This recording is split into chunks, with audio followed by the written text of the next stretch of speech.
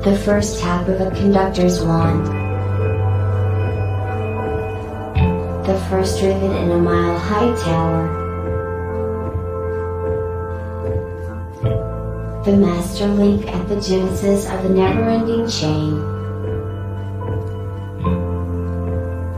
The moment a single empty canvas meets a singular master stroke. There is no one thing. Because now, there are many. Because soon, there will be more. Because one is ever the beginning. Like the first link in an infinite chain, or the first rivet in the tallest skyscraper. The master stroke is found in the masterpiece. What will you begin?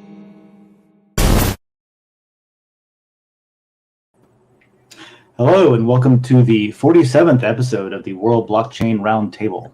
Our hosts for today, we have a full house. We have Greg from Rivet. Joe is here, the architect and founder of Dragonchain. We have Lisa Davis, or Litecoin Lisa, former Oklahoma Leukemia Society Woman of the Year, crypto evangelist, and patriot. Florian from Kanaloa Network and Vulture Capital. Ross of Global Crypto Press.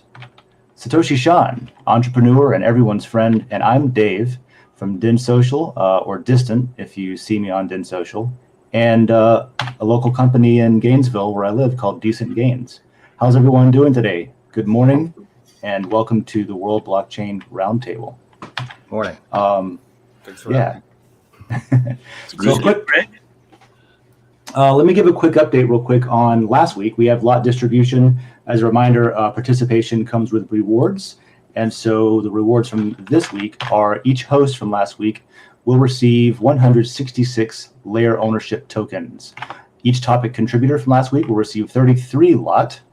The theme was suggested by Josh O, who will receive 33 lot.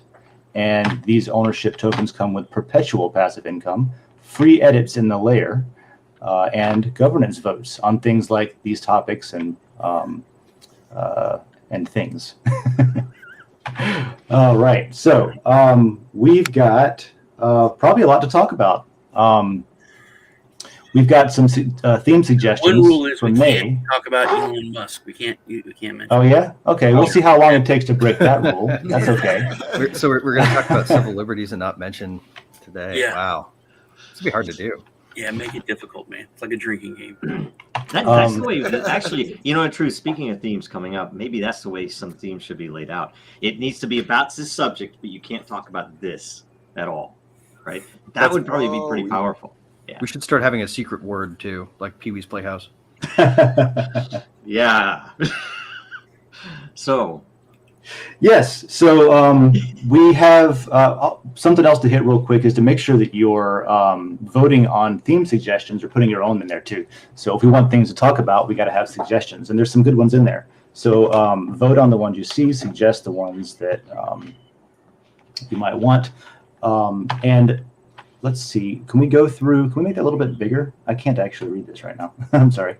Can we go through some of the suggestions? Is that what we want to do? No, we're supposed to do a current events first. Okay, well, I've got a guide in front of me that says May theme suggestions as a topic. So This is just people are putting their suggestions up, and so there are already some there. It looks like the deadline is in like 4 days, I think, the 18th. So get suggestions up so we have enough to vote on, and then the entire WBRT DAO will vote on what the shows will be themed for May, right? Every week. So anyway. okay. That's it, right? Yeah, so on to the current events section of the show. We do that every week, sometimes shorter or longer, and we're not allowed to talk about Elon Musk, says Sean. So let's see what's on everyone's mind. What have you been keeping up with? I know Ross has a running list of current events, I'm sure of it, for Global Crypto Press. Can we start with you? I don't know if I'd call this a current event, but there is a lot of buzz right now. I think probably the biggest topic is ETH 2.0. Everyone is waiting for the new Ethereum to come out. And the report that I'm going to release later today that I've been working on since the last time I saw you guys, I was wrong about this. And so far, everyone I've said this to is admitted they were wrong about this as well. You realize it won't lower the fees? You realize it won't lower the fees? Is this true? It'll be the Yeah. same. What? What? Is that This now? is Is what we're waiting for? Like what? What? it was the So, reason we I don't can't, know. So right? is the algorithm that they'll basically take if they move to proof of stake as an example, that they would take, well, this is the fee that would be estimated in the past, and what we're going to do is we're going to burn that amount. Is that what we're going to do? So that essentially the VCs that are involved say, let's just burn a bunch instead of making it cheaper to use. How about that? What Right. I'm Well, that's trying how to I feel find about. out, Yeah, who that's on how I the- feel. who on Ethereum Foundation is also a big miner, you know, because Right. that would answer everyone's question real fast. And you know, they've all done a really good job of not mentioning that if they are, but none of them say they aren't. But I mean, I've tried Well- so hard to dig up just proof that they are behind the No. racket right now, because you know, when I was paying $70 to send a transaction, somebody's getting that, dude, you know. And you know what? I got to be like, oh, why is this taking so long? Oh, it's because they have to invent proof of stake.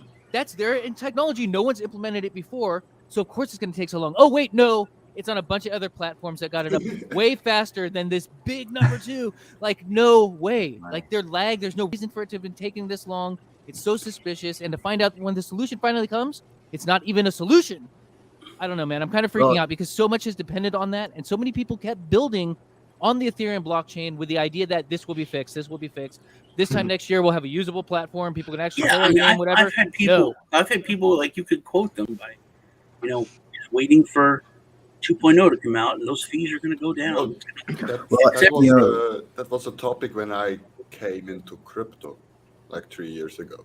So Yeah, and it was a few months away, right? Yeah, months away, yeah, it's coming absolutely. right. It's right away. It's right around the corner. So- I actually dug up posts 2022. from 2019 of multiple members of the Ethereum Foundation talking about how the fees have gotten so out of control, they need to do something about it. And this was when fees were 17 cents, Mhm. dude. Yeah. They're mad I at even- even over a penny. I've seen two interesting things from Vitalik on that, you know, on various forums and stuff, where like one of them was, you know, if fees become, you know, whatever, 50 cents, that's unusable. Basically, it's like at that point, it's broken. It's effectively broken. And another one that I read was during an argument of like, what's taking so long for ETH 2.0 and everything with like lowering fees and all this stuff.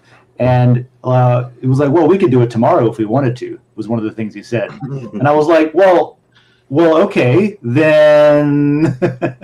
So, And And the Find question source is, that who over, is man. we? Who Who sent is that we? over? yeah. If it's when we wanted to, that means he probably knows at least some solutions. I know some solutions that they could use. They're never going to listen to me. We've tried that before. And yet we don't want those solutions. Whoever the fuck we is, it's somebody We is with all of the money. miners voting on whether or not to accept a hard fork, right?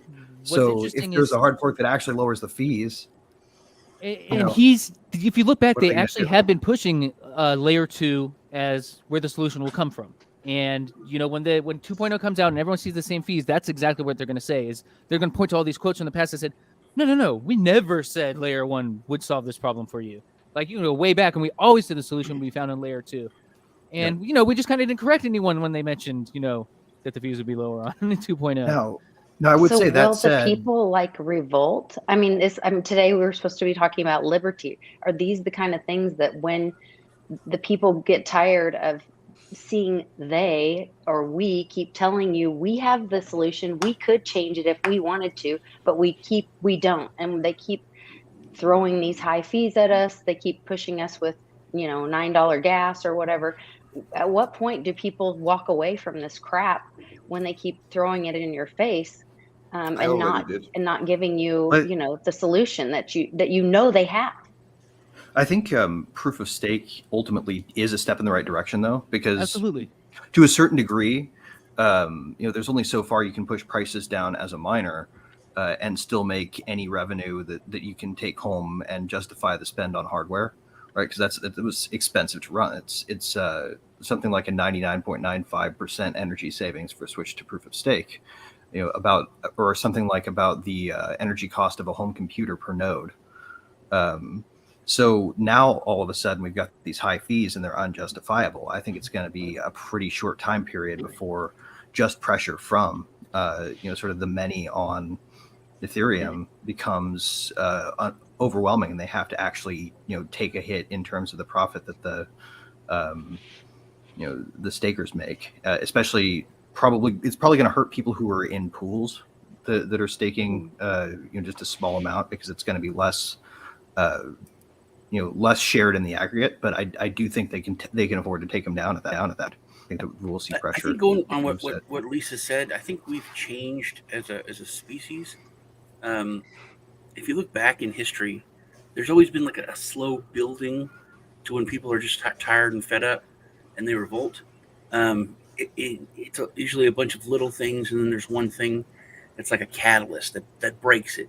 The T tax or whatever it was in the United States. But now it's not like that. It's like everything's fine, and then instantly it's broken. It's MySpace was the biggest, this juggernaut, and literally like in a matter of weeks it's dead. And that's how things are, like streaming services. I think Blockbuster was one of the first ones. It was like the beginning of it. It was a juggernaut. It's too big to fail. And then literally in a span of weeks, it's dead. It's gone. Everyone just moves on. Long past like the logical point you would think that would happen. Like all the reasons for this have happened already. Now we're dealing with the cult of Ethereum, basically. It's because of the tribalism and all that you have some tendency for people to stick. Because frankly, what you need, I want Ethereum to survive, but I want there to be alternatives, because that is the real solution. If you have more alternatives, you have, what are you doing? Oh, this might be a better network for you. Right. Everyone's use case isn't exactly the same. And you have interoperability, and you have various things like that. I will tell you, the reason that we are where we are, other than just tribalism, as a source, is that and there's nothing wrong with engineers doing engineering. That there was a lot of that in early crypto where, I've never coded anything that's scalable or worked on, but I'm going to build this, right? And it happens to become something big. And I will tell you, frankly, and this may be a little rude, but a lot of what you see is the result of bankers choosing engineers by how skinny they are or how nerdy they look, right? That is typically now they're all smart, right? But the fact that some of these things, there were already solutions for that. I mean, Dragonchain preceded it internally. It wasn't released, preceded Ethereum.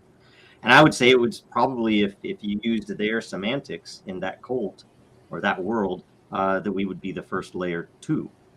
Because that's what we are by definition, is a multi-layered chain that effectively, honestly looked at how blockchains work and what is scalable and what isn't. And that's essentially what we're doing. And they called us out as like, everything has to be absolutely decentralized. We're like, no, nobody. There are certain things that I might not want decentralized, right? I don't want my bank data decentralized on a public chain, right? Obviously. So it's like, that's for layer 2 now. That all of a sudden now, and it's like the Overton window type thing. Now it is possible for people to talk about it because, again, they decided it's okay to talk about it. I don't know. It's all they're decentralized. How can there be a they? Yeah. But there is a they, and that's why. Actually, I wanted to, because it came up last week, and I wanted to know what you guys think, because I know there's something here, and I've not, I'm not absolutely on either side, but I love the fact that it is finally, after years being looked into, and that is what's going on with the XRP Ripple stuff with the SEC and all of that business. And when they talk about I wonder how much of that is what those guys are talking about, where you have the VCs and the money powers that are behind what is Ethereum and consensus and all of that. And how does that work into, effectively, it would be collusion for miners if they are not changing protocols because the company that is their money is effectively that's our cash cow. We're not going to change that. Well, I mean, that's is it really collusion, or is it just people acting independently in their own self-interest? I'm okay with it either way, as long as it's transparent, and I will tell you, there were enough situations with our attorneys where I found out things now that make sense finally. where they would tell us something. Oh, you don't want to do that because those guys are doing this. And as it turns out, our attorneys were representing those other guys who have this supposed special interest with the SEC and the powers that be and Alibaba of all places, right? So you have to wonder, where does all this live? Is it in China? Is it a Chinese thing? Is it something else? And I think there is a definite issue with that if you are using literally the government to stomp down your competition, which is why another big reason that we're in the place we are, that we didn't have the moneyed interest. A lot of projects were very much, we're an open source project. A lot of individuals were involved. There was a lot of interest at the level of the individuals. But I'd always wondered why, given that we came out of Disney, why did, like, say, Pantera Capital or any of those big guys never approach us? There is a reason, right? If we had the tech and we had the backing and we had the pedigree that they would like, why did they never approach? And it wasn't like we were against them, like we were seeking them out or anything else, but it's just an odd thing to me. And because they had already bought guys. I mean, honestly, I would assume because they looked into you a bit. Buy you as well, and that doesn't make. That's not. I think you're a little too libertarian for them, man.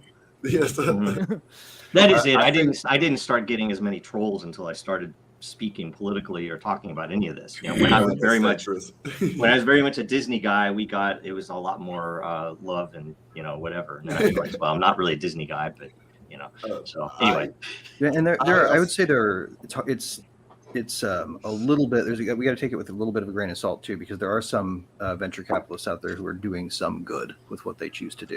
Some of the folks who were in super early, I've got mad respect for a lot of those guys because they were picking out projects based on who would end up like decentralizing the system, and those very early folks were heart in the right place people who. Frankly, I've earned a lot of people's trust by doing right by them. But you can't say, some of them are good, so we can't talk about these because some of these guys. I'm not really suggesting thuggish stuff that happened in the early days. That in crypto, where it should be very libertarian focused, should be very much about changing the system. There was a lot of stuff that was what you would think of in a traditional world, right? The bad side of things. So anyway, and to bring up your point, Joe, the whole XRP case. I mean, I agree. Something is up behind the scenes there, where I would just love to hear the conversation where they decided to actually take that to court, because they must know what was immediately obvious, which is you cannot make an argument that XRP is a security and Ethereum is not. You just cannot. Period.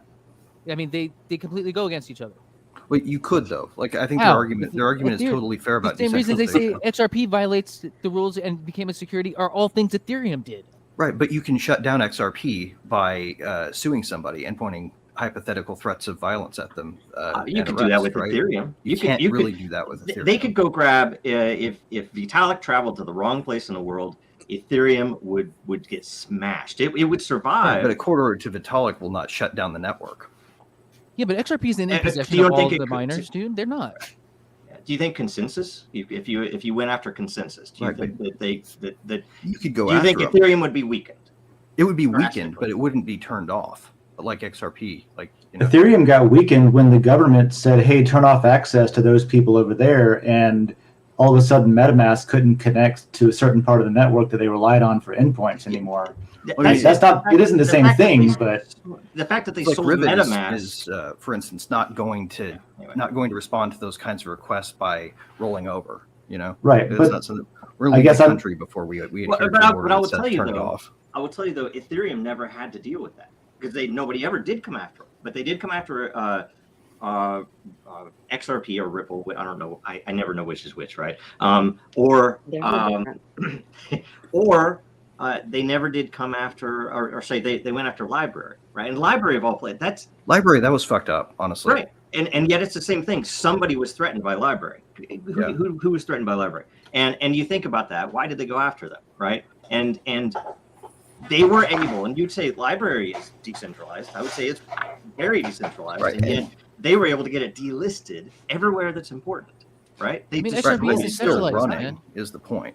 it's a weird way of decentralization, which is like the miners are located in a bunch of like companies that they have partnerships with, but as one company is not in control of all of the network. That just isn't the case. So Ripple wasn't basically shut entirely down by this. I was under the impression that you really couldn't do anything with it right now. Other than no, they're fully up everywhere but the U.S. They're up and running. I mean, they're going strong everywhere. I know it's delisted, right? I know. Only What I had bought in, and I would say that full disclosure, I had bought Ripple in like way early when I was still at Disney, right before it jumped up the first time, and I sold it all because I was kind of spooked about, well, I don't know if when they delisted, so I just sold it all rather than setting up a wallet on the outside and pulling stuff out. And that was the right move if you look at the charts. Yeah. Yeah. So it's just, it's just I just dollar cost averaged in like 3 days ago. I started a big position because I don't think they're going to win this, man. I think SEC is not going to win this. Yeah, I think Ripple's about to. Right. It's obvious. You're going to want to hold some of that. No. And price is looking good right now. And seriously, fuck the SEC. There's an attorney on here. We can ask this. There's something currently about that ruling that was made that they have to expose those emails, and they said we're never going to see the emails. They're going to give us a settlement. Should they settle or should they go after them? And I think they should go after them and see the emails. Well, what's really funny is the lawsuit is for $10 billion, and they actually have $100 billion as a company right now. Yeah. They made something like $6 billion profit a year for like the last 3 years, and they've only spent a few of that in expenses. So literally, people think this is over. Like, oh, if they lose, they're done. No, if they lose 10% of their bank, dude. They're fine. Right. So this whole thing, that was something that I just learned. I really thought this was do or die for them. It's not. No, that's basically the Formula One team breaking the rules and having to pay a fine. That's that's like, and they can afford to fight it too. It's the way. Pays plenty of those kinds of fines.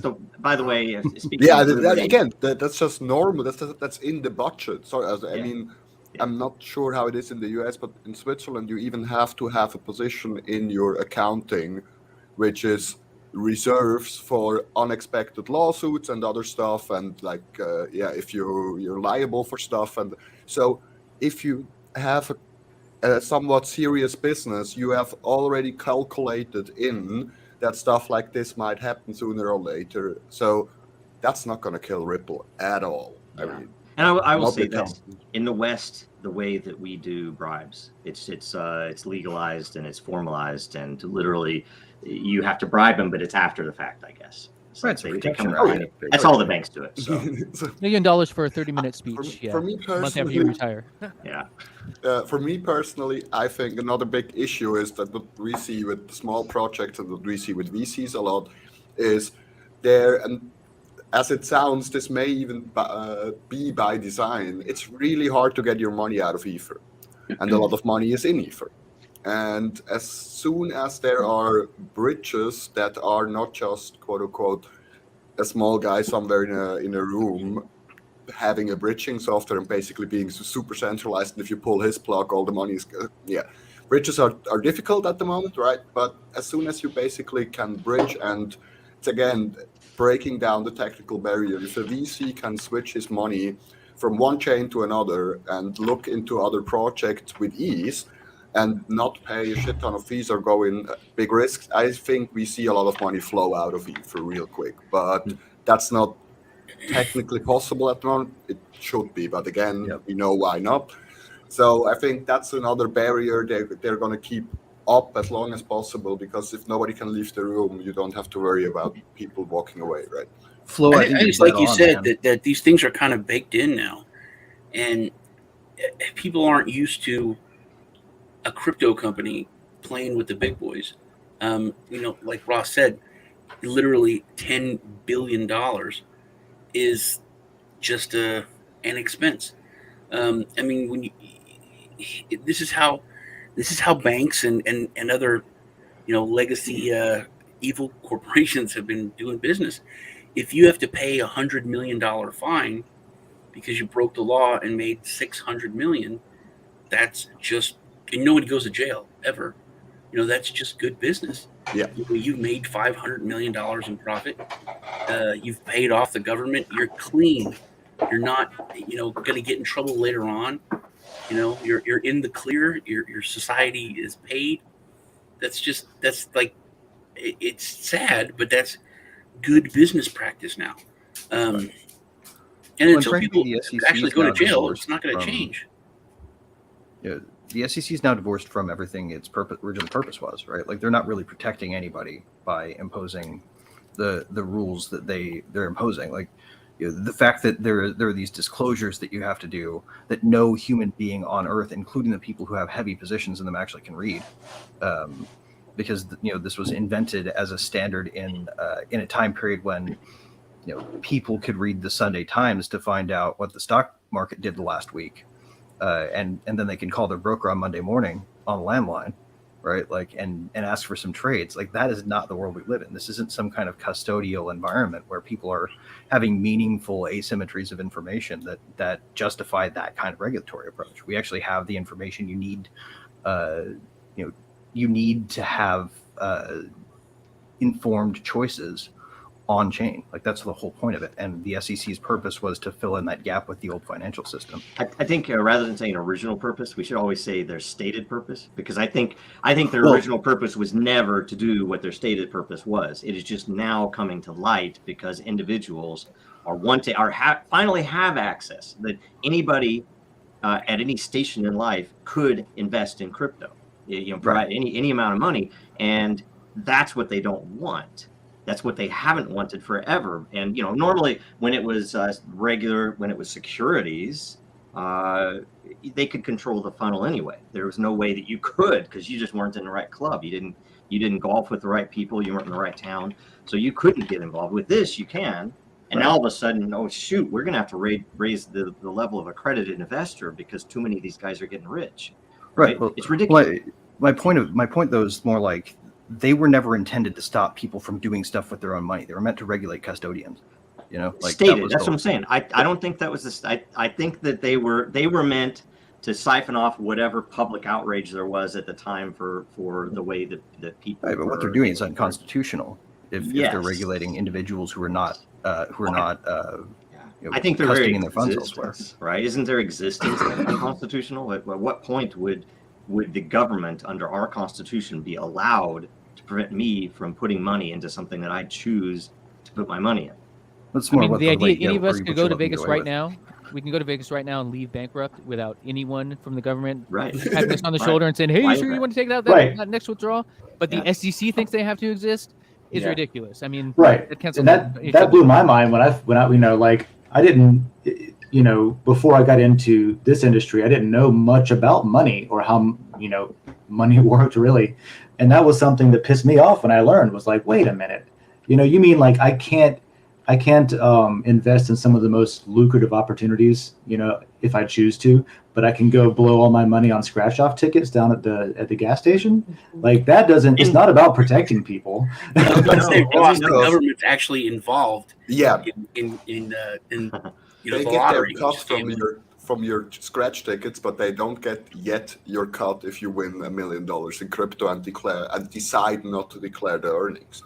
So that's the big issue they have. That's like you going out there and making money by yourself is all fine and well as long as you pay them their cut. Now you have an opportunity to not pay them their cut, or it's not even that you have the opportunity to not pay them. They don't have the opportunity to watch it all and to keep an eye on it all, and that's what gets them scared. They lose control, and losing control that's scary. It's like if you were the one guy deciding who can invest in what for 50 years, and you're used to that power, and now it slides through your fingers like sand, and even if people lose money or win money, and even if 99% declare all their earnings, pay all their taxes and everything, and you still get your cut, you don't know 100% sure that you get all your cut. You were used to that, and that's not cool. That's not what you want. And for me, what Florian said, well, right now in the U.S., the big thing going on is regulations are coming. They're literally drafting them right now. And so far, the preview of everything we've gotten, not a single thing in there is to protect investors or to provide any kind of assurances. It's all just to make sure they know who owns which wallet. So exactly like they said, they make sure we all pay them their cut, dude. That's all their regulations are, man. I think the reason for that, though, Ross, is that things in the past have moved so slow, and they've kind of controlled, how things move, where they could put those pretenses up. Whereas with crypto, we know everything moves so fast, they have to do that. It has to be kind of more transparent. This is really what's important to us. We need to get this done right now. And frankly, this is what we want. That's why if they don't own the game, they're gonna regulate it out, right? They have to own it, and that's why a lot. You ask me, Bitcoin and Ethereum. There's some of the early side, the smart side of the traditional world got into that for that purpose, and that's why it's. And by the way, anybody who is, because I've seen this not just with us, but with multiple other projects, that if you come into this world as engineers or as people who understand what is behind some of this and some of the capabilities, and you want to build something, and I've seen so many projects, especially around 2018, that were just destroyed because fear, and it's a huge racket that the lawyers that handle securities, the experts in securities law, it is an absolute racket that they're, and some of the Ripple case exposed they capitulate by training. Well, they basically, everybody at the SEC, I'm going to get in trouble for saying some of this maybe, but everybody at the SEC is trying to get something on their resume by going, it's like, oh, we got a success, checkbox. Now I can go to a law firm and get a much, much higher salary than I'm making at the SEC. That's the racket, and the law firm will hire them because they have somebody on the inside. Everything is done under the table. There's money that they moves can get favorable terms for collaborators, basically. Yeah. And the whole thing is that's racket. so much of it and is the law firms a collaboration issue. Yep, and all the big law firms are expected to stoke the fear. So if you have engineers, it's easy to get them scared because they never dealt with lawyers like this before. So just freaking stoke that fear and tell them you have to do X, Y, Z, or you're going to go, you're going to go away. They're going to come after you, blah, blah, blah. As a former lawyer, I will say that a good chunk of why someone might object to the profession and leave has a lot to do with the collusiveness across it. You see it across all of the law, including even just criminal law. There is collusion with the power that takes place in law firms all over the country. Yeah, because it's an advantage to them, right? Yeah, and it's not even just I've seen similar things, not obviously the same thing, but I've seen similar things in the military when I was in the Navy for almost a decade, and it's one of the reasons that I left and kind of got disenfranchised with what we were doing there, because people are very much concerned about the competition amongst themselves, even within the same units and stuff, about promotions and what maybe job they'll get after they leave the military, and it isn't about readiness or national security to a lot of people. It's about setting themselves up for an opportunity with some of these companies that they work with as, tech reps that come in to help them fix their gear and things like that. And people are always schmoozing with the civilians, right? Because they're looking for that opportunity on the outside after they've left the organization and gotten what they can out of it, to the detriment of, honestly, of U.S. national security. So I'm just like, so we're not helping here with this. We could never understand as engineer contractors at the FBI or DoD why some of the selections were made. Like they buy the way overpriced hardware, they buy stuff that wasn't standard, that wasn't a commodity, that they couldn't replace later without going back to the same vendor. You always wonder why until you realize that, that guy who was assistant director or director or whatever would all of a sudden be working for IBM or HP or something after they retired. They'd have to wait a 2-year period, whatever, and then all of a sudden they have some big cush job. And it's integrated into the entire machine. I mean, there's a weapon system called Harpoon that has a freaking bolt. And I remember this bolt being the worst. If anything happens to this bolt, it's almost impossible to get a new bolt because it's specific alloy that's only available from a particular manufacturer who has access to these particular, only one people make it, but they don't anymore. So now you got to pay to spin up a new process to manufacture it again.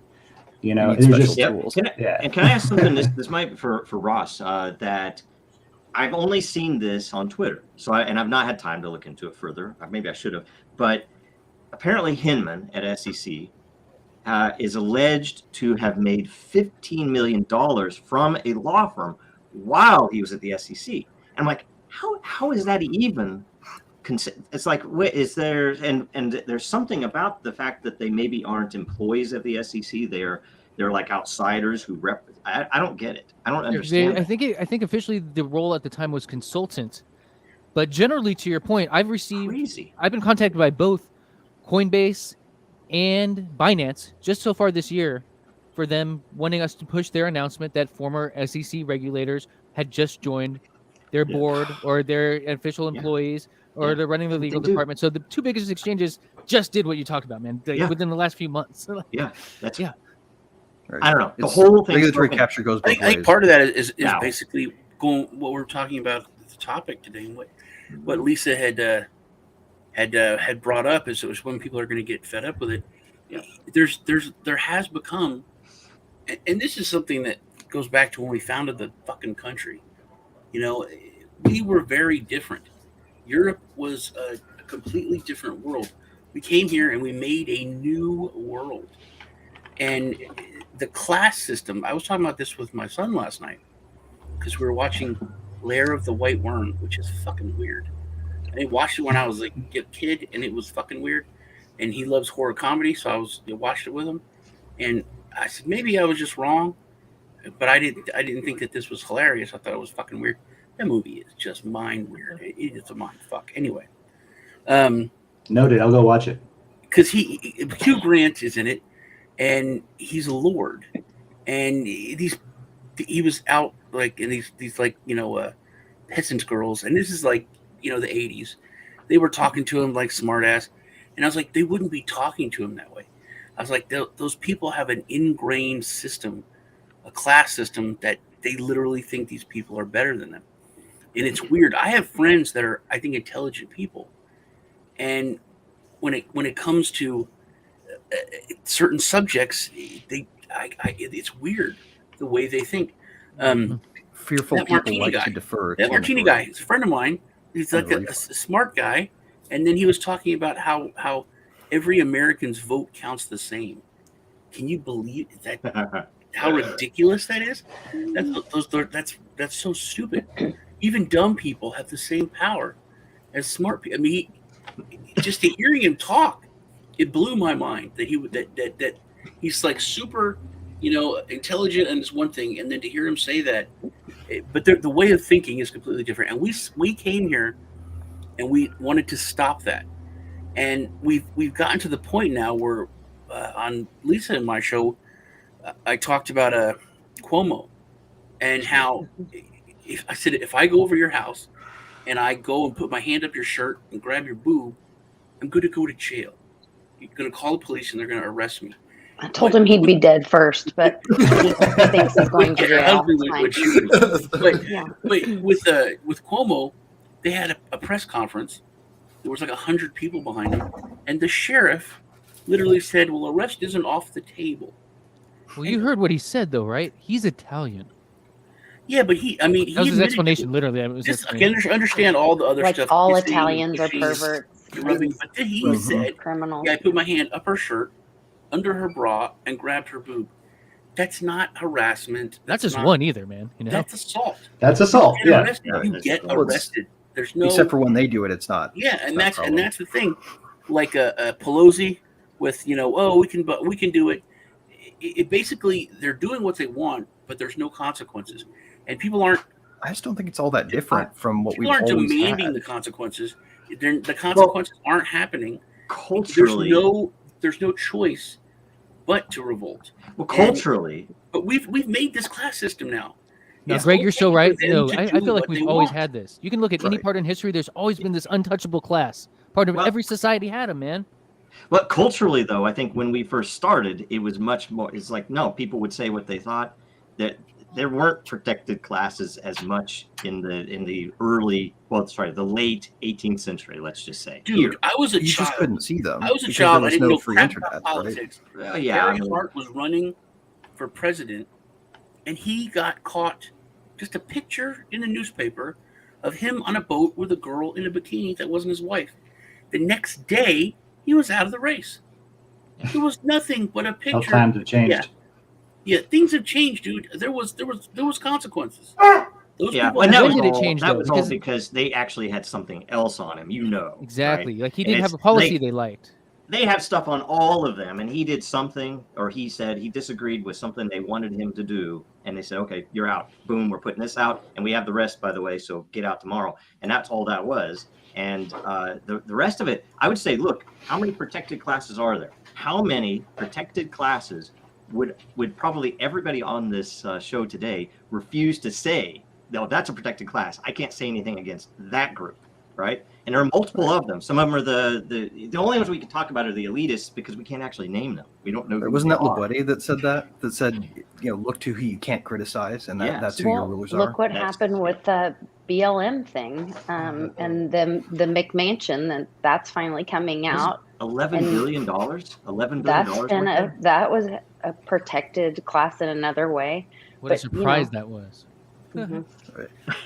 So Because they sloganeered a common sense concept and then said that if you didn't agree with the slogan, or if you agree with the slogan, you agree with our ideology. Yeah. And then said if you don't agree with the slogan, you're And that's racist. why I say culturally is the biggest issue, that we've been all programmed by the freaking media to, I was like, oh, I don't want to be racist. Oh, I don't want to be Right. I don't Politically correct. I'm not even going to Yeah. say the other words because I'm like, any other words, I'm like, oh, Joe is this, Joe is that. I'll get that all day long in the chats. So it's ridiculous that you can't call out. It's like you look at the Senate. I mean, I'll say this. I'll get in trouble for this. But you look at the Senate. Should it not be impossible? Let's say we set up a city-state. Okay. Let's say we set up, I'm over here. I'm Spartan. Greg, you're Athenian. Okay, we set up separate city-states. How many? Give me How many Carthage. Spartans? Okay. Anyway, okay, you want to be so how many? You're Carthaginian. Okay, so how many of my representatives in my House of Rule, whatever the hell, I don't know what the Spartans called it. Can't remember.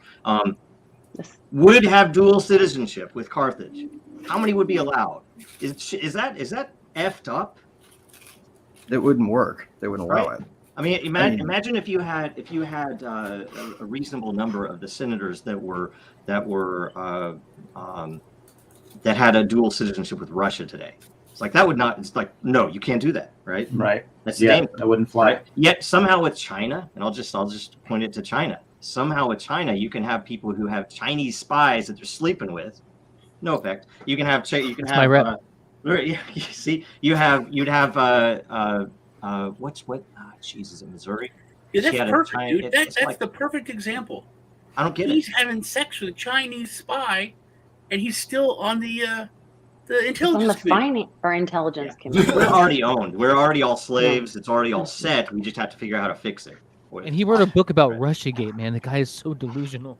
And if this, I want to break in here and ask a question that can push us into the questions, because I think this has been a good conversation, because if this is what globalization looks like, right? If this is the topic of the day, and all we've been talking about is sort of the situation we're in and what it looks like, then the theme of this week is individual liberty in that era of global civilization. Right. So I'm wondering what some of the community has been thinking about this since the topic went up over on Den Social in the WBRT layer. You guys want to? I don't want to abruptly cut off too much, but I feel like it's a good time to segue into that. It's a great segue. Yeah. Nice transition. It was a good dissolve, Dave. Yeah, no, it was. I didn't want to stop, because I'm the kind of person that can, especially with everyone that's on the call right now, that's on the show. The hosts today are diverse and varied, and I could sit here probably for a 12-hour marathon if I had lunch delivered or something, and just talk about this. I really could. Maybe we can do a fundraiser and do a marathon. So. The theme of this week is, like I said, individual liberty in the era of globalization, and this was nominated by Bit by the Coin, who I'm sure you've seen around Den, who has written some excellent guides and is very helpful in support all of the time, and especially in chat, making sure that all of the different various communications get bridged, so we kind of keep up with what's going on. Thanks for nominating that topic. So. First up, we've got Dragonchain Hodler. Question is, will blockchains increase liberty by improving the movement of wealth across the world, or will it do the opposite and cause more control and fewer individual and companies? That's a good question. I was talking a little bit about that. I think Joe and I were on a call yesterday talking about some of that value flow and sort of, I think the topic was redefining value at the time. But yeah, just this value flow globally. How does that affect individual liberty, pros and cons? And obviously different nations are taking a different approach to that. Joe, you're at the top of my screen on the list, so I'll just go straight down. And I don't know if everyone's in the same order or not, but I'm I'll going to pick say you this. and we can open it up. This question depends on us, and when I say us, I mean you. So it'd be like a Smokey, and I want to say Smokey the Bear, but I had a friend who once he was a forestry guy and he had to play Smokey Bear, and he told me they were very specific. It is Smokey Bear, not Smokey the Bear. For whatever reason, that only you can prevent the evil that could come with this tech, right? And the fact that it's actually open and it's not like something that Apple is issuing or Google or somebody else that, it's just coming in front of us. And so we use it, that this is something that you can get involved in the projects that will prevent the bad side of that from happening. And in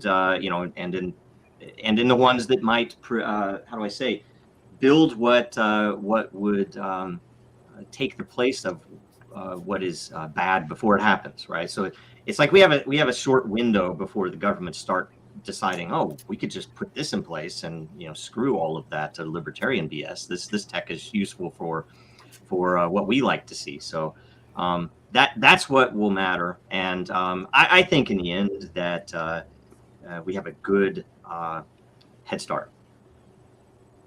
That is unique, right? The ability to have that head start, and I feel like it's just a benefit of, like, I grew up computer games and video games and nerdy and kind of like taking apart radios and seeing how they work, which is kind of a unique experience growing up learning that way. And I feel like there's a very special collection of people that were able to front run traditionally gated like new enterprises, completely new markets. When does that get to be from the ground up? When does that get to be like a grassroots thing, like it has been?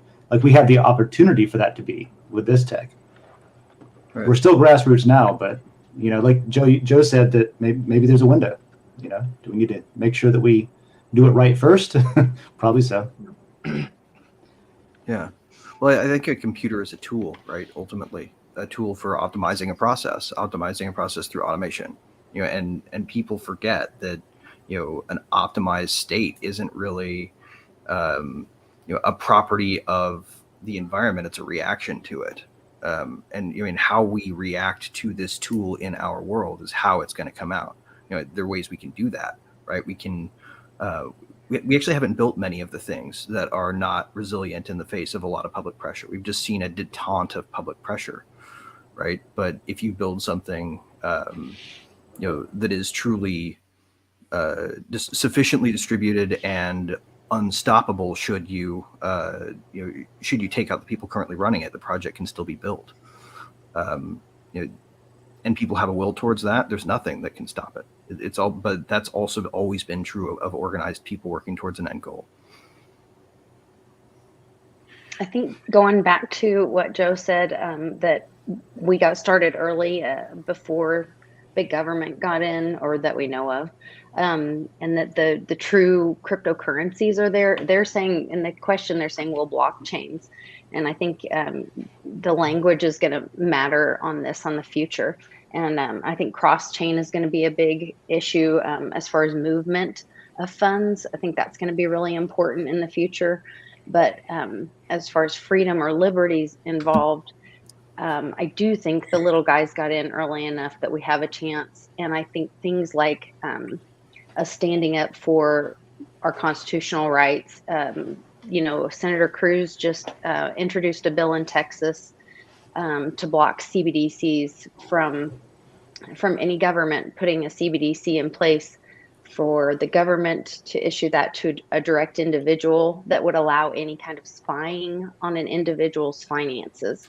and they use that wording in the language, which I think is an education piece for people, to wake them up and say, do you realize what they're doing with this? Do you understand? And for people to understand the difference in those things. So I do think that blockchain can increase liberty, and help the movement of wealth to individuals and get it out of the corporation and the big, like we were talking about earlier with the, $10 billion not being a big deal to these companies.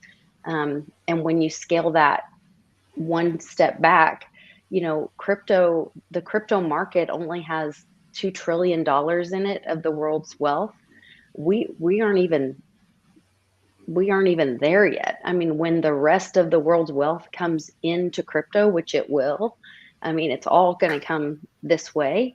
We're going to be talking about numbers I probably can't even pronounce, So it has to be able to move, and it has to be able to move to individuals. And I think that all will happen through blockchain. And I'm really happy that true cryptocurrencies got here first. The little guy got here first. And I think we'll be able to have those options. But I think that cross-chain thing will be just crucial to the individuals having that freedom and liberty and those opportunities. You all know I'm the naysayer, which my whole life I've never really been. But I've said it a million times. That's why I'm in your life. I know that is Lisa's my hopium dealer, but you can't be a student of history and not know where things are going. You can't say, those who don't learn from history are bound to repeat it, and then everyone repeats it. And you can't. I've said this so many times. I'm blue in the face. Anytime throughout history when we've gotten to this point where the media is controlled, where everything's propaganda, where we're at, it doesn't end in blood and fire. And I've always said the only difference is now we have cryptocurrency. The money is one of the biggest pillars that's always used. But now I'm back on board with my my doom and gloom. I don't know if you guys saw the video of China, just the city. It's chilling. What they're doing in Shanghai is fucked up. It's fucking chilling. It's just a dude on his balcony, and it's a city, man. It's like from a science fiction movie or a zombie movie. But is it a movie? All you hear is screams and wails. People are just and they're screaming for food. It can't get any worse. And what we're seeing is so ridiculous. The only thing we're missing is just live executions. That's it. There's drones flying around with speakers that are telling people, stay in your house, don't come out, blah, blah, blah, obey the state. I mean, it's not a joke. Oh, it's they bought a bunch of those Boston Dynamic robot dogs that are walking around the city with a loudspeaker on, telling people to go back in their house, to obey the state, to listen. I mean, it's from a movie. It is from a movie. That's the funny part when we talk about stuff like that and people ask, so yeah, you always talk about the dystopian apocalypse coming. So no. We are already living. Yeah, we're here, we're teetering. I think we're teetering on like the end, like the big the big apocalypse. And I don't think people realize. My point is, I think to the question, I think that crypto is going to be a tool.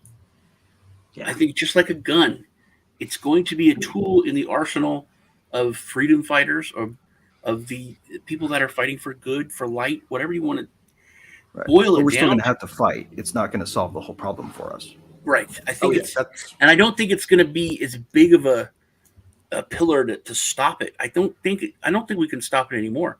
I think it's going to be a legitimate tool that people will use that will help us in the fight.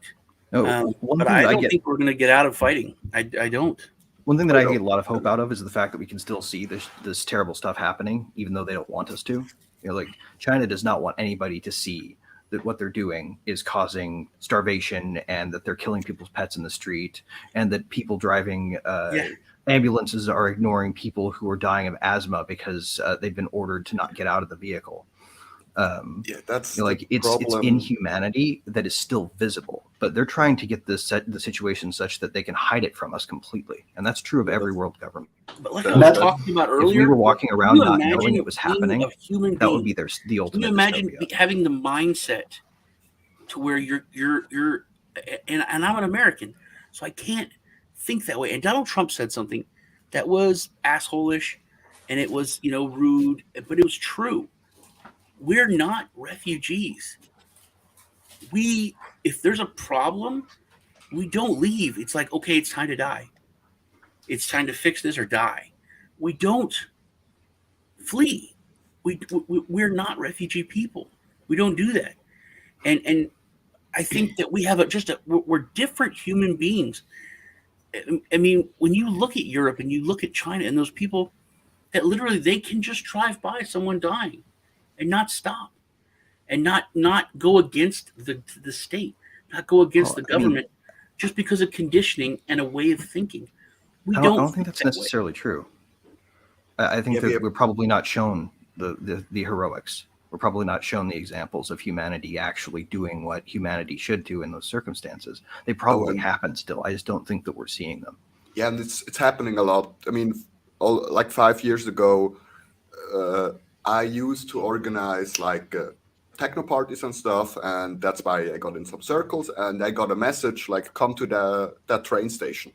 That's in the center of the city.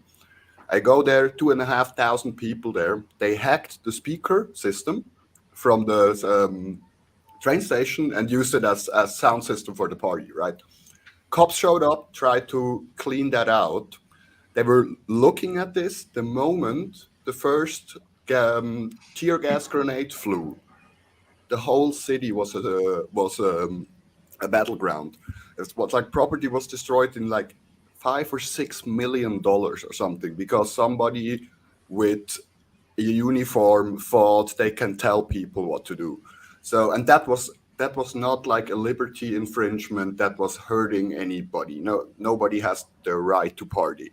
Even Beastie Boys say so. I don't know. I think the Beastie Boys are right.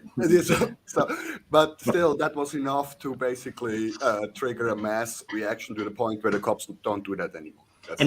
And to Sean's point, I mean, I think it's the weird thing is historically we know where this is going, but the weird thing about it is stability and peace is just a current state. And I think a lot of what you would say about Western Civ is, at least in the modern era, is that people will take a lot before they say, okay, that's enough. And then it becomes extremely violent, extremely fast, and then everything's resolved and, hopefully improved. That's what keeps surprising me is that I keep thinking we're at that point, and then I find that people can take more. I keep thinking I feel like every year it's like an earthquake. Start hearing about it. Do you know how at least I know that's true, maybe, but it's like an earthquake. It's like there's so much built up pressure that the longer it takes for that fault to go, the bigger the quake, right? So until California just falls into the ocean. Yeah. That's Dave. That's exactly what I think. Truckers shutting down Ottawa for like 3 weeks before the mainstream media look at referenced Hunter it. Biden's laptop. Look at the shit that people are swallowing on that. I mean, that's just there's so many things that are just shocking. But when I was watching the video of China, I was like, oh my God, this is a bad sci-fi movie, and this is our reality. Back to China real quick, dude. I want to point out to you, Sean, because everyone forgot this, and it's big. It appears that there is no one there willing to stand up to that powerful, oppressive government. But if you want to go back to the beginning of COVID, do you remember there's some doctors who disappeared back then because they came out and told us everything? Yeah. They're still gone. So we saw the process right there. There were people, huge heroes, man. The world owes them a big thank you. Unfortunately, we find out now why we colluded in covering it up as well. Well, I remember. I remember as a kid. I remember Tiananmen Square. I remember the guy standing in front of the tank. And I don't know, man. Throughout history, we've had so many bad choices that our What country. what was Joe gonna say? I want to let you chime in. I Real would say quick. the state of the world. If people don't know, I mean, the worst thing about that, the disappearance of those doctors, is that those people who tried to actually let us all know, literally, I guarantee, their organs are in the protected class of Europeans that have traveled there to get those organs while they were in prison. They cut out while they were alive and given to these people. Something I thought about, I don't know who it was a minute ago talking about the robotic dogs that are walking around with the loudspeakers and all that. I feel like that's something, and this is how this technology can be applied in the dystopian sense. And like it's kind of like that was rehearsed with COVID, with the robotics and the drones that were flying around, spraying for people's protection, spraying disinfectant. Oh, we're sanitizing everything. Remember that? They had literally drones and bots flying around, robots that would drive around and just spray and sanitize everything. So it's almost like a rehearsal. We're protecting. Okay, now we've trained all these robots and they know how to go around autonomously, and now what can we use them for? Well, Yeah, and what were they really used spraying? to seeing them, and you got used to seeing them. You don't, if they walk around 2 years, And it's normalized, right? Yeah. Can I have something to see them. Just wait till you see how fast they've gotten since the last time they showed a video of it. Those things are going to get quicker. The actuators are going to get better. Pretty soon they're going to be able to move at a pace we can't even watch. Can I say something here that is very important to the blockchain world, because it comes up all the time, and there's not a really good way to explain it, because historically nothing like this has ever really been in place. Where I have a business, that historically you set up a company, which is a group of individuals come together for a common goal to make money, right? We're going to build something, make money, and in this case, it's so often that the fundamentals matter and that they're about liberty. And you think, well, what the hell does liberty have to do with business? You're here to make money. And they're like, well, this is precisely it. We've almost signed deals with multiple groups that, provided a high tech. One of them in particular, I'm not going to name who it is, but they're an nearly ancient company in the internet world. They are in Seattle, and they provide extremely powerful facial recognition. I'm talking like if you expose just maybe I think 40% of your face, they can match it, and it uses video. And guess who they're selling to? In the height of all the Hong Kong stuff. And that is the issue. That's why it matters, because if you don't have these high-tech companies selling to the people that are doing this stuff, they can't do this stuff, right? And yet they're just empowering them. It's like, oh, you'll give me a couple $1 billion.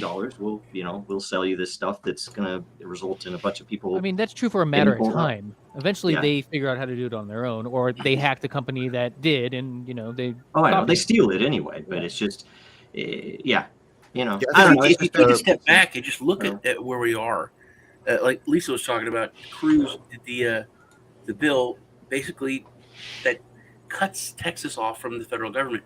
Whatever you want to do, we're not going to have that here. I think we're seeing a fracturing in the United States of the states, which I think we're going to divorce. I think we're going to go back to the way it should be. We're going to have 50 countries that we're going to be all partnered under a union like the EU. I don't know if you guys know what the governor of Florida said the other week. He said that there will be a Cold War between Florida and Georgia if I think Stacey Abrams or someone gets elected in that state. I must have missed that one. That's where I live. I should probably pay attention, but I must have missed that one. These are actual words. We will have a Cold War like the United States had with the Soviet Union, the evil empire, between two states. I mean, when words like this are being used, I welcome these this is a very, very bad time.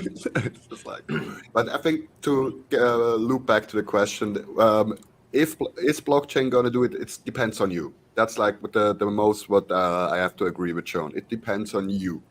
You can make yourself wealthy with blockchain, and you can take care of that the money moves and the tech gets developed and the wrong people don't get the tech. Yep.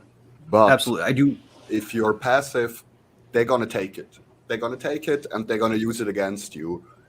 Use it yourself. And use I think it yourself. they will. Yep. And watch out for self-sovereign identity. That shit is where they're going to try to sneak in the control. So So be very, very careful when they implement self-sovereign identity. Make sure that the one that you get involves automatic replacement of that identity at will without having to ask the government permission, because that is exactly where they will link you. Mm-hmm. And on that too, I would say that beyond just having a head start, I think the efficiencies of people in a marketplace is better than normal, than a group working together. If there's money behind it, it's gonna be more efficient, and that a government is always going to be less efficient than a normal group of people working together. So we do have an extra couple of advantages there too. Like say with a DAO that could make money by improving the world would be way in advance of anything that the government could bring. I mean, it's the same thing like with the phones. That's a technology. Why have they given it to us? So everybody carries around a high quality microphone and camera so they can listen to everything you say and do. Well, that's a double-edged sword. Well, now you can also, everybody walks around with a high definition camera and microphone to record the injustices done to the world. Yeah. We've all got the internet in our pocket. Yeah. Be smart about the tools you have, and be smart about the other side is also smart. They know if you get something, you get nothing for free. So freedom isn't free, and your stuff isn't free. And Etsy sells cheap Faraday bags. Yeah. So if the government especially, but also a big company, or even basically your friend gives you something for free, he probably can profit down the line from that. Otherwise, he wouldn't do it. It's human nature. So if you know that, you can work with people rather well without falling on your face. But education is important, You made this show a 2-hour show, man. It might get there at some point. Yeah. So I was going to say, going into the next question, the last thing that I'll say is, with globalization, and I'm a big fan of dystopian science fiction or parallel like dystopian futures and stuff. William Gibson and Neil Stephenson wrote some really prophetic things about, like where we're going, but they all take place once we've gotten there. And so like the stories that I haven't read as much is you got to do what we're doing right now first. And this is the process of creating that utopian or dystopian future. And, like a couple of people have said already, it's kind of up to us, to steer the ship. Right. 100%. So, never really had free trade. Globalization is an idea that is used to market, right, what they're actually giving us, which is international oligarchy. Right. It's not really the same thing as globalization in the sense that Adam Smith meant it. We're not getting that. We haven't had that. I think the term globalization has been. Well, hang on for a second. Let me go ahead and read the next question, because I feel like we're already answering it. I don't want to answer it before we start getting into it, because then we'll say, oh wait, we just said all that. But Decent Crypto did ask us about exactly what we're talking about, which is how does globalization affect freedom of an individual? I know that we've talked about that a lot already, but specifically, like you said, we were globalists, decades ago. If you're into science fiction, if you like Star Trek, you're a globalist. You were wanting mankind to unite and become a global brotherhood. And I think that's been the main thing, to try to separate people by race, by income, by class, by whatever. I've made this point a million times. There's no races. We had 2 races on this planet, and we killed off one of them. There's only one race. We're all humans. There's just different colors, but we're all the same race. There is no racism. There's just dicks. That's the truth. But I think globalization, bless you, we used to think it just meant coming together, uniting, which the internet was like the first step. It's like, oh, this is going to bring it. I think the totalitarian control of what globalization, it's really the globalization of the state versus the globalization of mankind. Well, I mean, and you saw like very early on in the internet some early signals of that. Like I remember when you could go on eBay and actually find something from a person halfway around the world and buy it from them, and they would ship it to you, unless they were scamming you, which is kind of part of the territory. But but that kind of went away, right? Like it turned into stores. It got systematized. And the globalism that we've been sold, or the globalization that we've been sold, those are technically fraught terms, right? You could actually say both of them aren't the same thing, but Well, I think the one we've been globalization sold could be- is the one that Adam Smith wanted, right? The idea that somebody with more resources to make a certain thing should make that, because we'll be able to do it for cheaper if they make it there and ship it to us.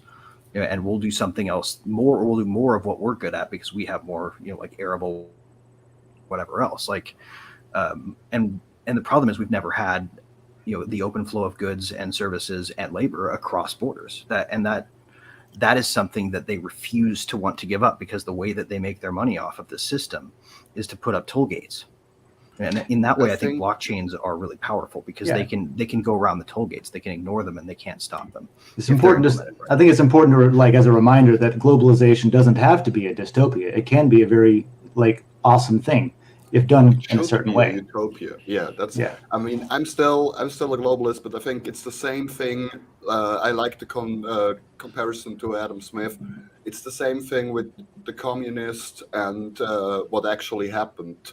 What Marx had in mind was a romantic idea, and what ended up being was something totally different, because a few people used it to their advantage to.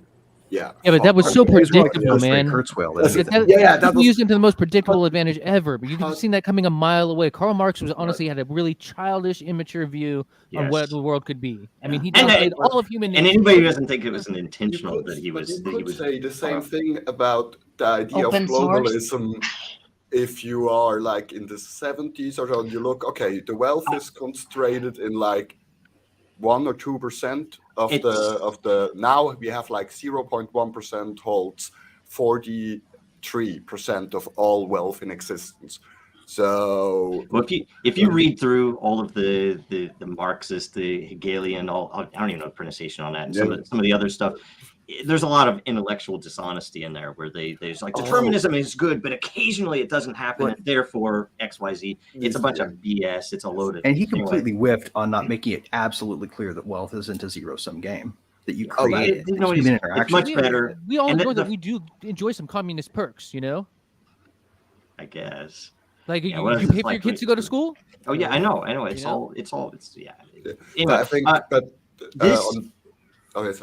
sorry, to answer this question, I mean, I brought up this Voorhees thing because I think this was yesterday. He tweeted this.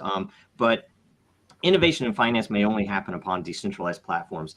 And the interesting part of this is innovation elsewhere is illegal. It's illegal for a reason. It's regulated out. You can't innovate these things. You can't do these things, even if they actually meet the requirements of these organizations, these agencies themselves. Our goals would be better met if you innovated, but no, it's illegal to do that. Because why? Because I'm getting paid under the table by some big bank, or I have some future job with somebody. Whatever the mechanism is, it's illegal. And I've been saying this for years, even when I first introduced Bitcoin to neighbors way back in 2012, 2011, that they was like, oh, but it has to be regulated, right? And we're like, it's like, no, that's kind of the point of it, is that you can't regulate math, right? So what does that mean? Wants to do something. What do you want it to, how do you want to regulate it? Yeah, they want safety, right? And so it's this weird thing where, if we talk about freedom and we talk about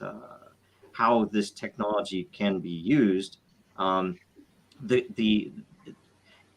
with all of the organizations that supposedly support this industry, like whether you're talking about your local Bitcoin society or anybody who's trying to work with the government. Now, there's obviously some positives to that, but it's definitely not the answer, because it's not positives. If there's really transparency, then there's not a need for regulation. So I worked in foster care and for years and years and years. And one of the most, delicate areas is where we need safety for our children. And so you need transparency. But in the foster care world, you're dealing with adults who do bad things a lot of times, and so then they're like, well, we need confidentiality because it hasn't been concluded that person may be innocent.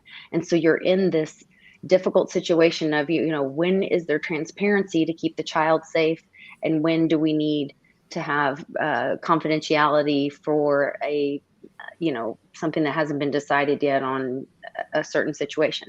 And so if you exchange that with money or value, when you're talking about exchange the child situation for money or value, if you always have transparency, the child or the money is always safe. So you don't need regulation there if everyone can see what's going on. However, not everyone doesn't always want everyone to see what's going on with your money. And that's when we're going to need regulation. But it has to come, I think the most healthy way is from within the cryptocurrency community.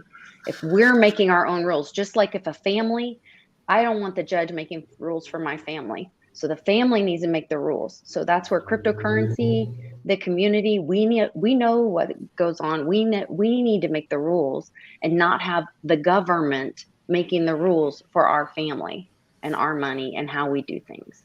Right, because one size fits all rules don't make any sense in the context of something as personal as how you exercise your economic power, right? Like that is the ultimate, expression of individualism, is using one's autonomous efforts to your own best benefit. Like if you are under a system where what you're doing and the effort you put into life gets taken from you and given away, that's not liberty. Can I say that is the opposite. The path from this dystopian society where we are all literally slaves, if we step back and think about it, is the exercise of liberty. That is what you have there. There are methods, and I think in the end, the answer to a lot of this is DAOs, because we've tried in multiple areas with public sector, government stuff on, we can improve voting, we can improve the way that the transparency of taxation or fines or other things that cities might do. But guess what? None of them want that. And you always have to ask, it's like, well, why don't they want that? And it's pretty obvious when it all comes to that somebody's making money somewhere. So what do all people with power want, right? How do you More protect power. people in the DAO with the issue where people can be held separate, and I can't remember the legal term, separate and liable? You're talking joint and several liability, Thank you. right? Yes. It's probably a question more for Greg. I'm not a lawyer on that, so I don't even know what the terms are. Privacy. The legal principle itself comes from sort of a precedential notion derived from English common law, right? We don't have to organize the world that way.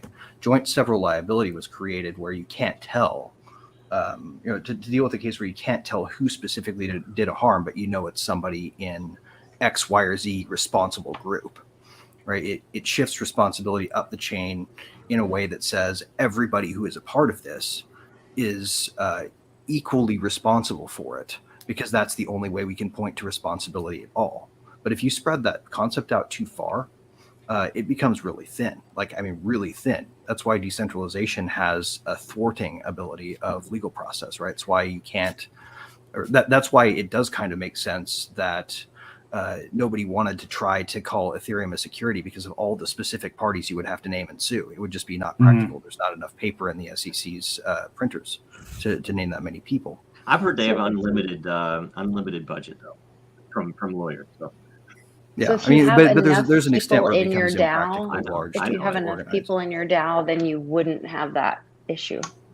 Yeah, and yet it's arbitrary. It's the same as is Ethereum and Bitcoin decentralized enough to have not been considered a security, or though it may once have been, is now no longer a security, which was literally what they said. And so we fought against, like, well, wait a minute. So if we're decentralized enough, then we don't have to worry about any of this stuff, and we can save money. It's like, well, don't go that far, right? Yeah, right. You're not quite in the club, Joe. So that might not be the case for you. Can you imagine if there was a clear rule, though, to how you can build something and be okay and not go to jail? That would be fantastic. Well, that should be your right. Where would right? the business run in that, right? What you want. Let's pivot into the next question here, because I think it's a good time for it. We're talking about DAOs already, which is a blockchain tool, or maybe not a tool, but something that's become popularized, and accessible. But Jacob Wayne asked about what's the most important thing that blockchain can do to protect our freedoms from tyranny, right? And maybe it's something like a DAO, or maybe it's something like making it. In my opinion, I think it's really important that blockchain, in general, makes it more difficult to cheat and lie. At the end of the day, like, that's the part that people are afraid of, right? If I can't as easily cheat and lie anymore, does that ruin my entire house of cards? And if so, I'm going to have to fight against that. I see that happening a lot. So I have to wonder, like, the transparency, I think, is important. It's important for, I guess, transparency in the government and, like, the lawmakers and the people we're paying taxes to and things like that is fantastic. And then the same tools can be used with, to protect privacy for the individual as well. So those are the two things that I see. Using euphemisms like fight, I think how it can protect us and our freedoms from actual tyranny is, like you said, just transparency, showing you who the tyrants are and what they've done.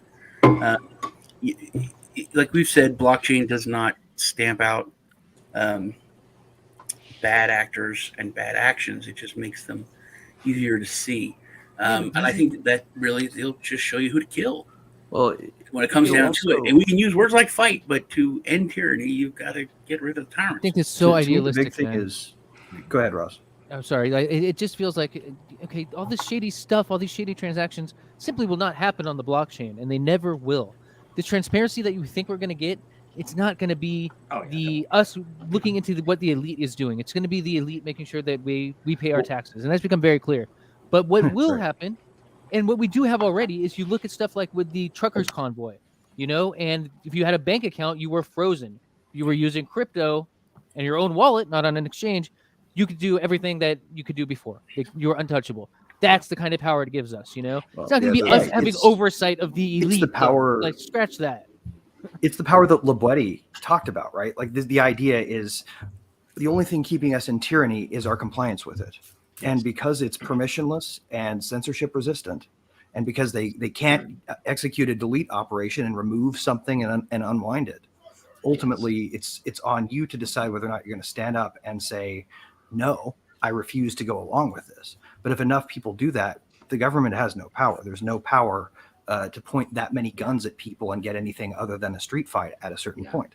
And 90% of the population will always be complete idiots. Just settle on that. No more than 10% will have any clue what is going on in the real world. But that is why I do think new powers, though. I do think blockchain has the power to influence people. We can see that's why Bitcoin is, I say this too often, is the largest compute concern on Earth. It's because it has the power to influence people's behavior. And if you can do something like, and this is just an example, but there are going to be a multitude of attempts at this, but if you can incentivize the decentralized organization of a bunch of separate people and entities with funding in a DAO or something, and make it, number one, profitable, so people want to get in, and number two, transparent, that the transparency will be coming from the outside, and to disassemble the crap that we have in the centralized forces all over the world. So theoretically, that would be the way that in the end,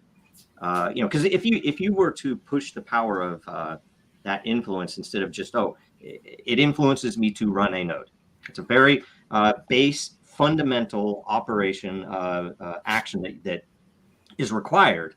But then you build upon that and say, okay, it's not just for that. It's not just for monetary transfer. It's not just for selling JPEGs, right? That it is literally a tool that we can, if we model it right, can influence people to say, you know what, I agree with that. I'm going to join in on that, right? I'm not going to spend the the 1 ETH on this JPEG. I'm going to put it into this DAO that hopefully will have a chance at cracking this this egg that's been there forever, right? That's the probably in the end is the ability for software to influence human behavior and to give us options.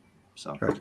And I'll add just one thing to add to that. I'll say is that I have seen, personally, the inability for people to, with the ease of accessing other people across the world that have similar ideas, you might not live in one spot. If you do live in one spot, we've seen that it's not feasible so much to organize in person anymore because you'll get cracked down on and broken up.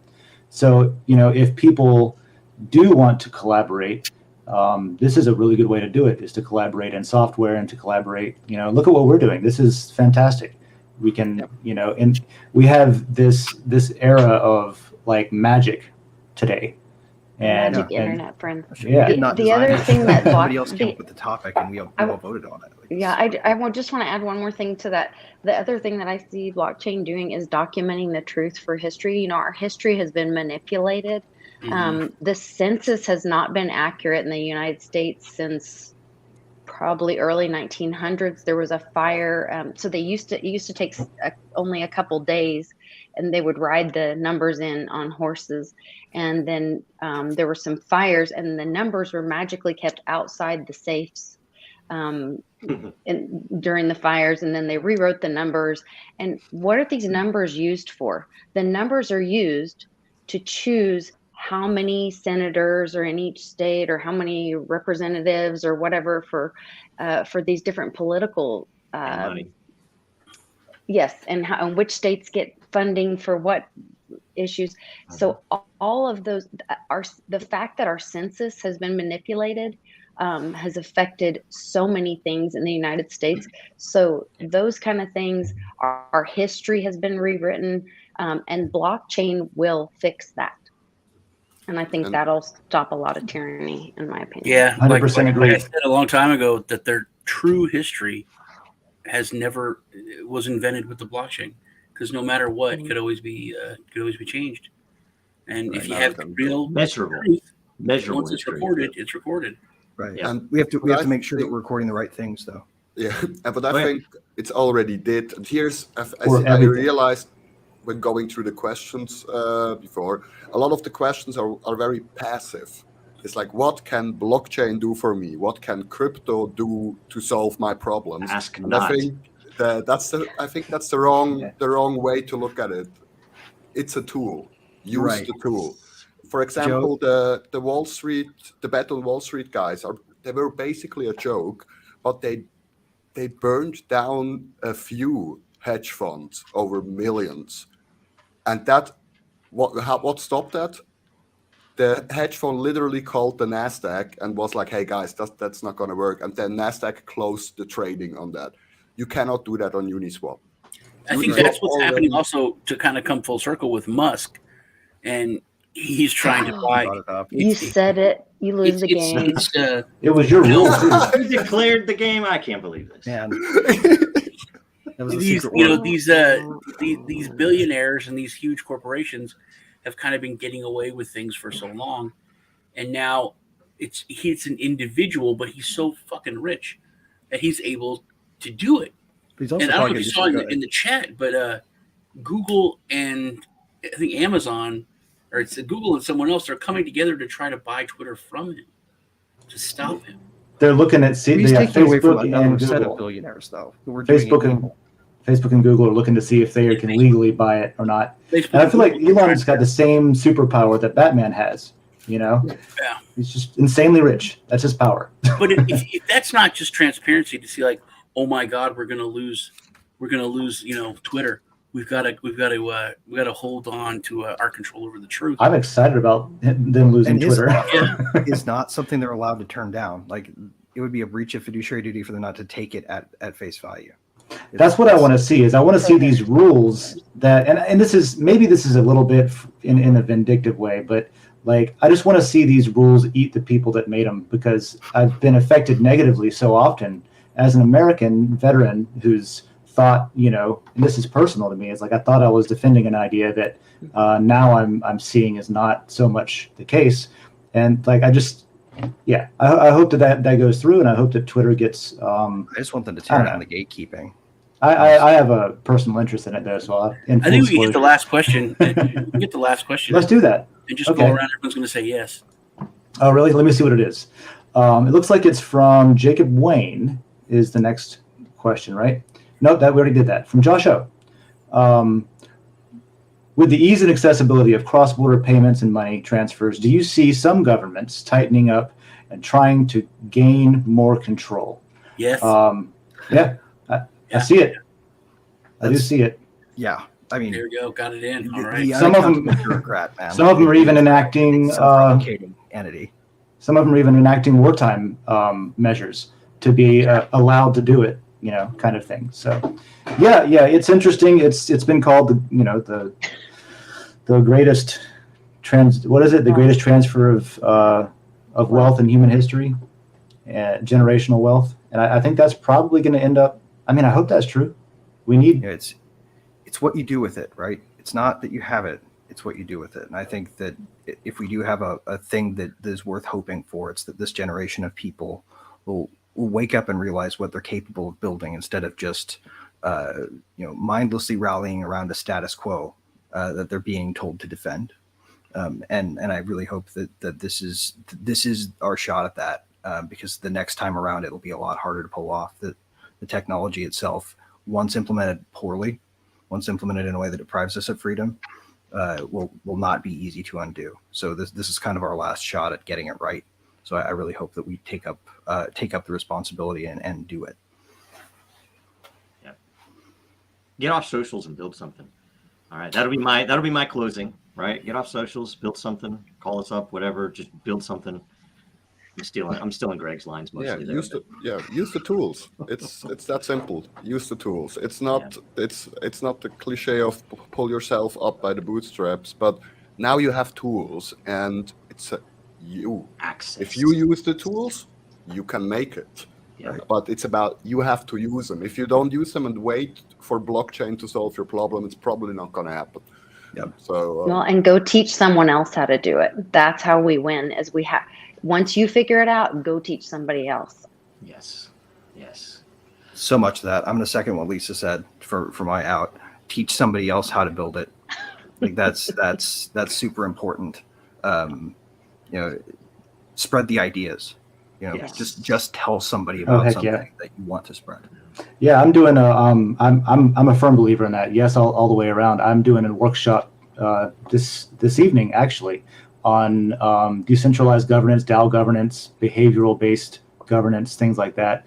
And it's cool. We're going to do interactive. Actually sit down with people and send tokens back and forth and get do a proposal and say here's how it looks, and you vote on it, and then look at that. It just happens because everyone voted. Yay! So yeah, all of that stuff. And let's do a proper outro though. As we're rounding up, I know we started that already, but Lisa, where can people follow you? Where can people find your material and look into more of what you're doing? And do you have anything that you wanted to particularly say on the way out as well? Sure. Thanks for having me. First of all, this was awesome. You guys are amazing. I just feel like I learned so much. But you guys can find me at litecoinlisa.net. And I have a YouTube channel, Litecoin Lisa. And then I'm on Twitter at Lisa Mighty Davis. And I'm all over the place. This Friday, we will be celebrating my daughter's birthday that passed away. And we do that to celebrate her life and do a little online happy hour. Well, it's going to be on my happy hour show, but we're actually going to be announcing the warrior for 2022, Team Mighty Warrior, and then we'd already announced the Team Mighty champion, and that was Bix Weir and Amy Weir from Road to Ruta.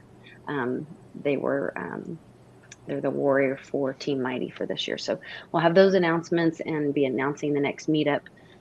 We're also having our next Crypto 101 class the end of April. So they can find all that information at litecoinlisa.net.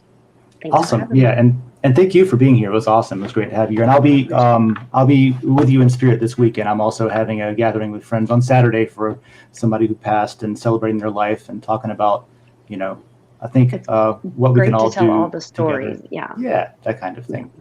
Flo, what about yourself? You want to tell us a little bit about where people can look into Kanaloa Network? You can find us on Twitter at Kanaloa Network or on Telegram at Kanaloa Network. And I recommend popping in because tomorrow, we're going to release our testnet for the Diamond token generator. So you can build modular smart contracts. I was reading about that. Yeah. That's our contribution to the tool set. And yeah, we're going to have some prizes for the biggest testers and stuff like that. Is that your EIP, that Diamond contract? No, that's not. Nick Muge proposed that. Oh, okay. And we adopted it and trying to bring it to the point where, again, we have, it's basically a click-to-use smart contract creator that we will be adding modules during the year over and over again. And it's basically a Lego set for your smart contract that allows you to put together modules, add modules, subtract modules. And it allows you to adapt to changing relations. And it also allows you to circumvent, that's for the techies out there. You have we all know we have a 24 kilobyte restriction on smart contracts. Not with modules, you can build as big as you want. So if you want to do something real complex, stuff like that, we're the place to go. Yeah.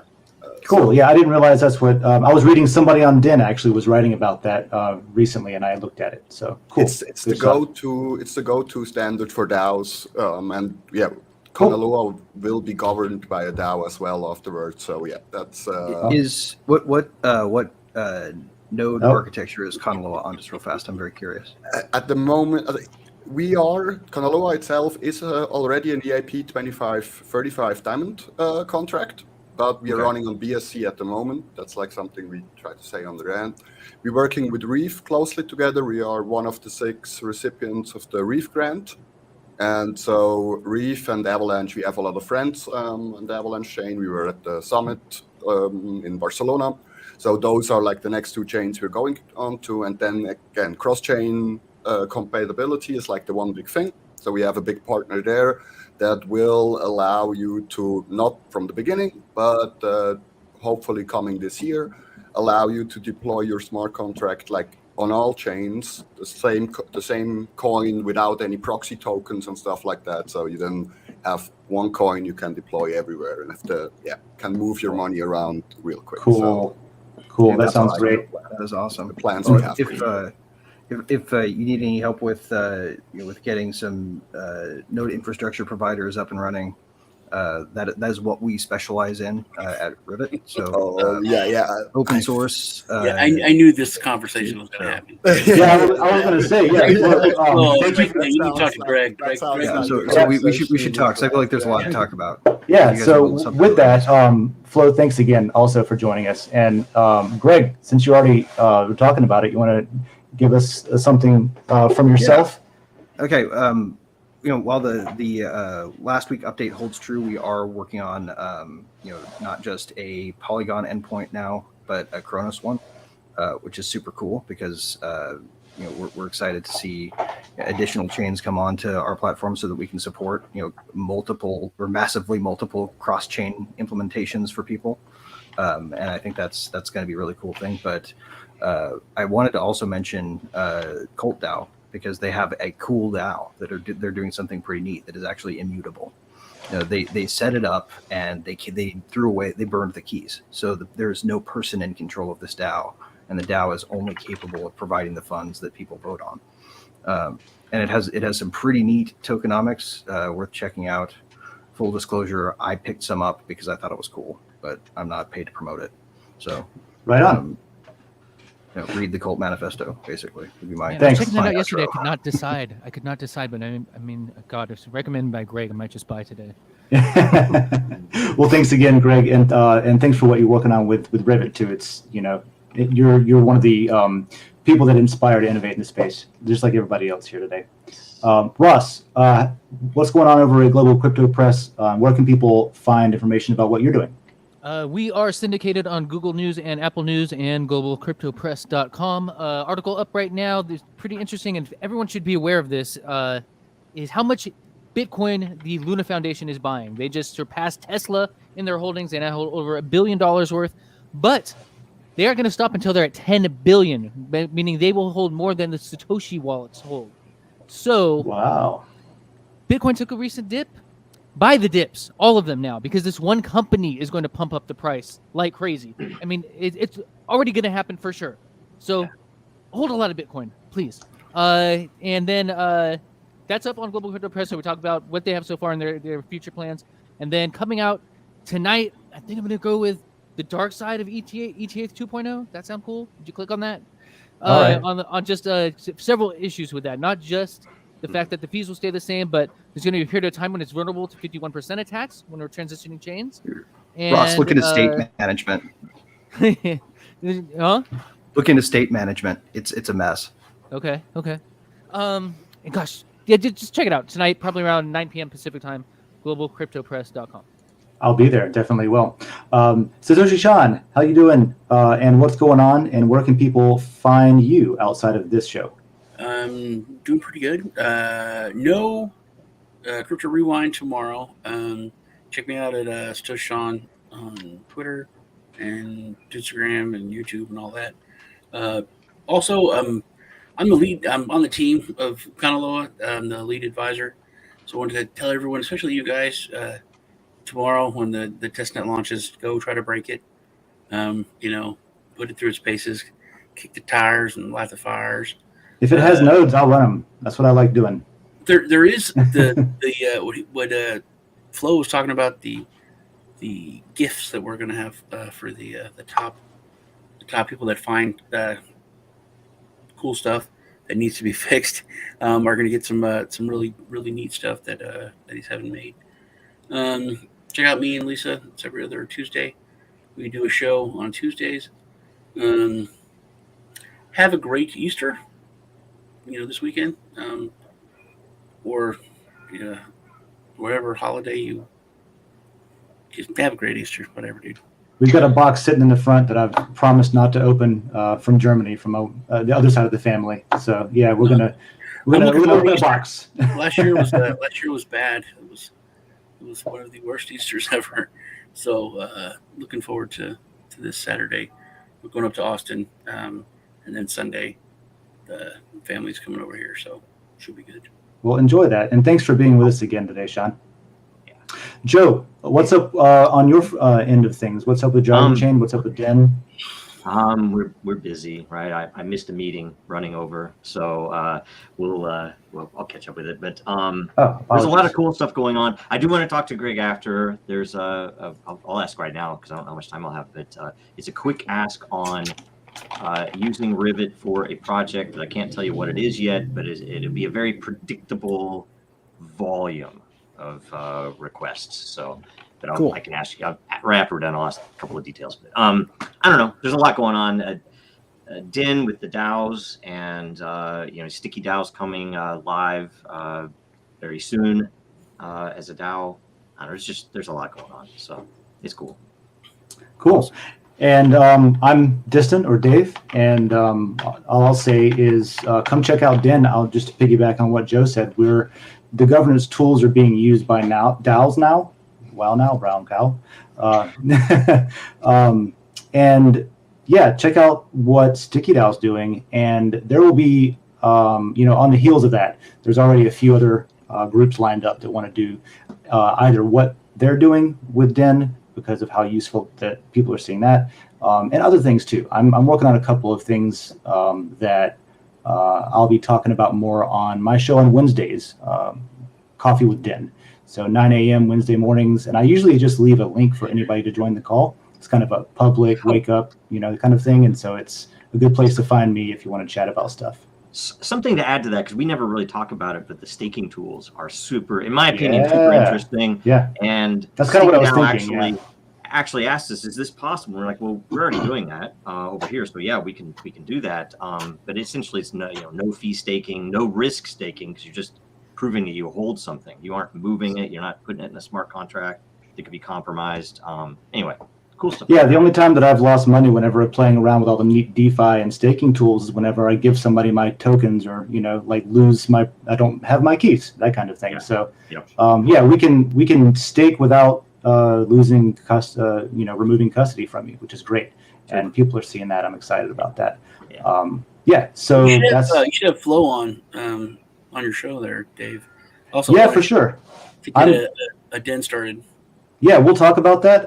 Maybe we can hang out after the show. We'll talk about it a little bit, Flo, and catch up on that. Thanks again to all the hosts and to everyone. Share the episodes, because the more you share, the more lot that our hosts will get for being here today and talking with us. Next week, the theme is going to be blockchain tribalism, and that was proposed by Jacob Wayne. Lisa, you're invited back if you want to come back, and Flo, you too. Lisa might have a story to tell. That's gonna be next week's theme. That should be interesting. All right. So make sure everyone, you like and you comment and you subscribe, and drill into the World Blockchain Roundtable layer on Den, because that's where you can decide what we talk about yourself and get rewarded for it. So thank you, and we will see you here next week. Thanks, guys. Bye, everyone. But why, some say, the moon? Why choose this as our goal? And they may well ask, why climb the highest mountain? Why, 35 years ago, fly the Atlantic? We choose to go to the moon. We choose to go to the moon in this decade and do the other thing. Not because they are easy, but because they are hard. Because that goal will serve to organize and measure the best of our energies and skills. Because that challenge is one that we're willing to accept, one we are unwilling to postpone, and one we intend to win. We choose to go to the moon.